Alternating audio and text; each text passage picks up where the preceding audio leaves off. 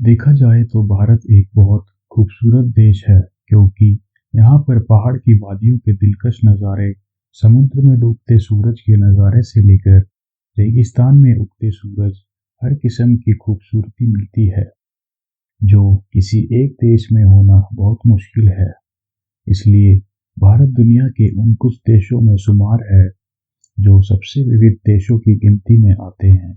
और शायद यह भी एक वजह है जिस वजह से भारत काफी विदेशी लोगों की घूमने के लिहाज से पहली पसंद माना जाता है, क्योंकि भारत में रहना, खाना पीना, घूमना बाकी देशों के मुकाबले काफी सस्ता है।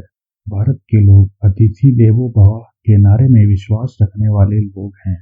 यहाँ के लोग तमीज और तहजीब अच्छे से जानते हैं और अपने मेहमानों की खातिरदारी करने में विश्वास रखते हैं।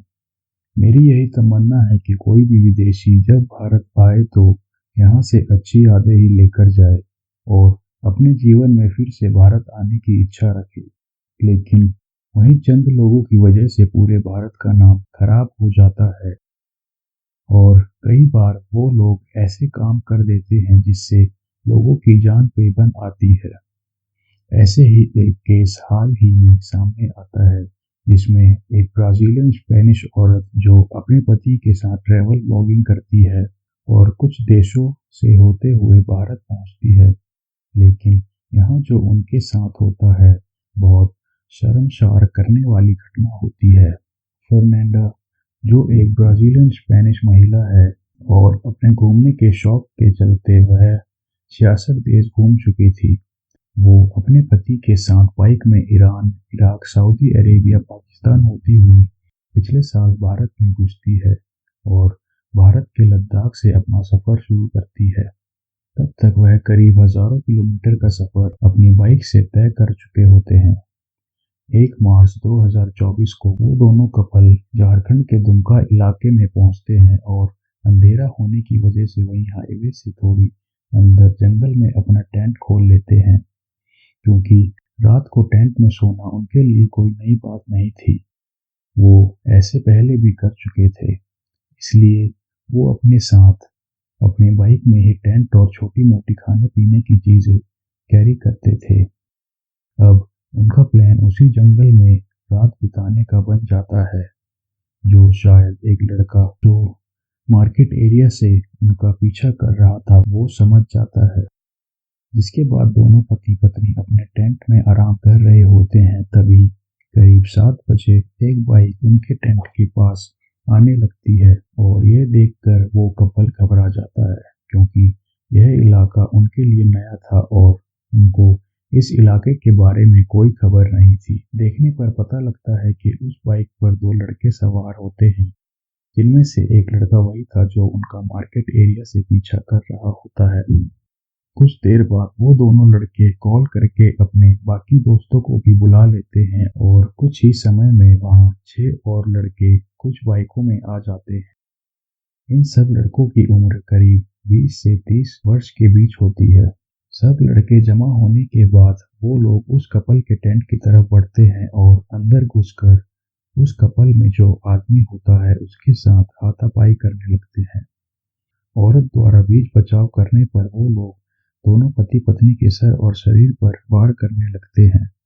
कुछ देर बाद वो 8 लोग उस औरत को टेंट से बाहर ले जाते हैं, जहां पर वो लोग चाकू की नोक पर उस औरत के साथ एक बार नहीं बल्कि बार बार बलात्कार करते हैं। इसी बीच दूसरी तरफ कुछ लोग लगातार उसके पति, जिसको उन्होंने रस्सियों से बांधा हुआ था, उसके साथ मारपीट करते रहते हैं। यह सिलसिला करीब 2.5 घंटे तक चलता है। जाते जाते सभी आरोपी उस कपल से पैसे, डॉलर और जो भी उनके पास गहने होते हैं छीन लेते हैं और उन्हें वहीं पर मरने के लिए छोड़ देते हैं।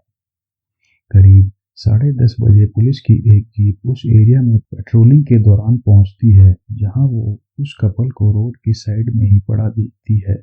जिसके तुरंत बाद उस कपल को हॉस्पिटल में ले जाया जाता है, जहां औरत का मेडिकल होता है और मेडिकल में उस औरत के साथ गैंगरेप की पुष्टि होती है। जिसके बाद वो कपल अपनी पूरी आपबीती पुलिस को बताता है। फिर पुलिस कपल को पुलिस स्टेशन ले जाती है, जहां पर उनकी कंप्लेंट रजिस्टर होती है। जिसके तुरंत बाद ही पुलिस हरकत में आ जाती है और 2 दिन के अंदर ही 8 आरोपियों में से 3 आरोपियों को गिरफ्त में ले लेती है। अपने इंटरव्यू में फर्नांडा बताती है कि वो उन लोगों द्वारा जिंदा छोड़े जाने पर भगवान का शुक्रिया अदा करती है, क्योंकि उस समय उसको ऐसा बिल्कुल भी नहीं लग रहा होता है कि वो लोग उन्हें जिंदा छोड़ेंगे। आगे वो बताती है कि पुलिस भी इस केस में जल्द हरकत में आई और जल्द से जल्द कार्रवाई करी। पुलिस उनकी हर तरीके से मदद कर रही होती है। इन सबके बाद झारखंड विक्टिम कंपनसेशन स्कीम के तहत दुमका के एसपी पीताम्बर सिंह खैरवार द्वारा उस जोड़े 10 लाख रुपए की मदद की गई और स्पेनिश जर्नलिस्ट की मौजूदगी में उनके अकाउंट में वह पैसे ट्रांसफर कर दिए गए। लेकिन इन सब के बाद उनके शरीर पे जो जख्म थे वो शायद भर जाएं, लेकिन उनके दिल और दिमाग के जख्म शायद ही भर पाए। हाल की स्थिति में इस केस के सभी आरोपी पुलिस की गिरफ्त में हैं और शायद उनके ऊपर जल्द से जल्द कार्रवाई भी हो जाए। लेकिन यह तेजी भारत की बेटियों पर हो रहे अत्याचारों के ऊपर क्यों नहीं दिखाई जाती? क्यों उनके आरोपी सालों साल आज़ाद घूमते हैं? क्यों कानून के हाथ उनको पकड़ नहीं पाते और पकड़े जाने के बाद भी उनके ऊपर जल्द से जल्द कार्रवाई नहीं होती? सवाल कड़वा है मगर सोचने वाला है। अकेले झारखंड में ही 2022 में 1298 औरतों के ऊपर बलात्कार हुए। यह सिर्फ वही केस हैं जो रजिस्टर हुए, बाकी तो ना जाने कितने हों। इसके अगले साल 2023 में इन मामलों में 24% की वृद्धि देखी गई और ऐसे केस की मात्रा बढ़कर 1615 हुई। अपने देश को अपराधों से बचाने के लिए हम लोगों को भी जागरूक होने की आवश्यकता है। अगर कोई भी अपराध आप लोगों की नज़र में हो रहा हो तो तुरंत ही पुलिस को उसके बारे में सूचित करें। ऐसी और सच्ची क्राइम की घटना सुनने के लिए अभी इस चैनल को सब्सक्राइब करें, वीडियो को लाइक और शेयर करें। मेरा वादा है आपसे आने वाले समय में भी आपको क्राइम से जुड़ी ऐसी सच्ची घटना सुनने को मिलती रहेंगी।